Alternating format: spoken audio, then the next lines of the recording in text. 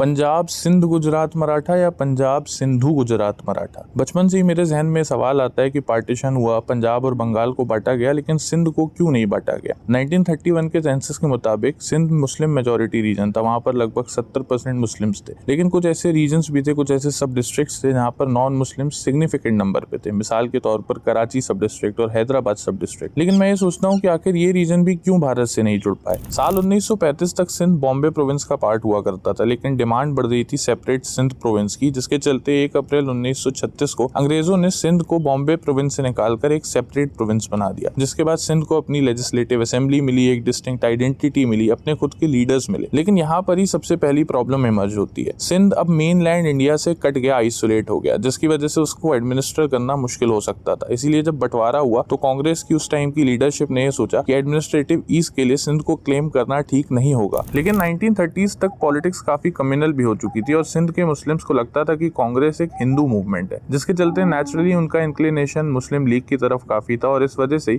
जब पाकिस्तान की डिमांड हुई तो सिंध लेजिस्लेटिव असेंबली ने सबसे पहले उसको एंडोर्स किया और 1947 में पाकिस्तान के साथ जुड़ भी गए। और ये डेमोग्राफिक डिसएडवांटेज भी एक रीजन बना सिंध को क्लेम ना करने का। एक रीजन ये भी समझ में आता है कि बंटवारे के दौरान पंजाब के कई मुस्लिम मेजोरिटी रीजन्स इंडिया को मिल रहे थे, जिस वजह से उस वक्त की लीडरशिप ने सिंध को क्लेम करना ठीक नहीं समझा। और वैसे भी उनका फोकस पंजाब और बंगाल के पार्टीशन पे ज्यादा था, क्योंकि उस वक्त वहां पर वायलेंस बहुत ज्यादा हो रहा था। इसके अलावा भी खैर और कई वजूहात नहीं है, मगर मोटे तौर पर यही समझ आती हैं। अब इसमें कितनी सियासत है, कितनी स्ट्रेटेजी है, ये तो खैर एक डिबेटेबल टॉपिक है। लेकिन सच्चाई ये है कि जब हिंदुस्तान से कई मुहाजिर पाकिस्तान जाते हैं और सिंध के इलाकों में बसते हैं, तो रिलीजियस परसिक्यूशन के चलते कई हिंदू सिंधीज को अपने घर परिवार, जमीनें, बिजनेस सब पीछे छोड़कर थार रेगिस्तान को पार करके इंडिया आना पड़ता है। और सिंध के पाकिस्तान में जुड़ने के बाद कॉन्स्टिट्यूएंट असेंबली 1950 में राजगान को पंजाब सिंध गुजरात मराठा से बदलकर पंजाब सिंधु गुजरात मराठा कर देती है। सिंध सिर्फ एक जमीन का टुकड़ा नहीं है, वो एक आइडेंटिटी है, एक कल्चर और एक सिविलाइजेशन है। तो अपने सिंधी दोस्तों को इस वीडियो में टैग करो, उनके साथ इस वीडियो को शेयर करो and pay some respect to them for what they have endured. और अगर आपको कुछ नया सीखने या जानने मिला हो तो हमें फॉलो कर लो।